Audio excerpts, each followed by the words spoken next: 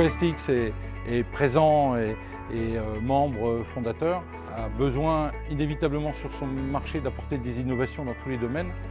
Et qui dit innovation dit veille technologique, recherche de nouvelles technos, de nouvelles idées.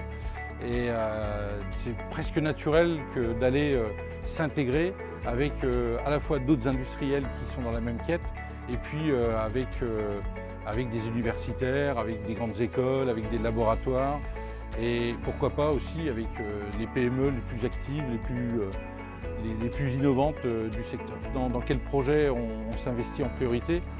Inévitablement, j'allais dire la cobotique, la robotique, et particulièrement sur les sujets de soudure.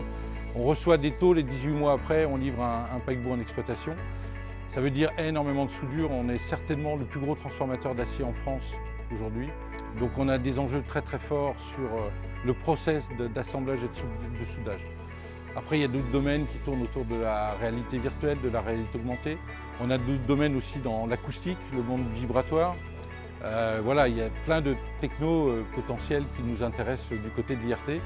Dans les bénéfices importants aujourd'hui, c'est la rencontre des autres industriels qui nous permettent de partager avec eux leurs quêtes. Ça nous permet d'ouvrir nos yeux à la limite sur des technos auxquels on n'avait pas pensé. Ensuite, il y a tout l'aspect veille technologique avec les chercheurs. Et ça fait aussi une émulation importante. Et les autres bénéfices, c'est qu'on commence de vraiment avoir des entrepreneurs autour de nous. Alors les trois mots-clés, le premier qui me vient à l'esprit quand je pense IRT, d'abord c'est le rêve. C'est un moment dans notre process de travail où on a l'occasion de se lâcher un peu et de commencer de rêver à d'autres choses. En plus, on rencontre des doux rêveurs, soit d'autres industriels, soit les chercheurs qui sont vraiment une population de doux rêveurs. Et du coup, c'est un moment qui est quand même assez stimulant et une belle opportunité. Donc le rêve en premier. Le deuxième mot-clé pour moi, c'est l'aventure. Des aventures humaines aussi qui sont passionnantes. Et le troisième mot, là il est un peu plus technique, je parle d'hybridation. On est dans un monde complexe. On fait des engins les plus complexes du monde.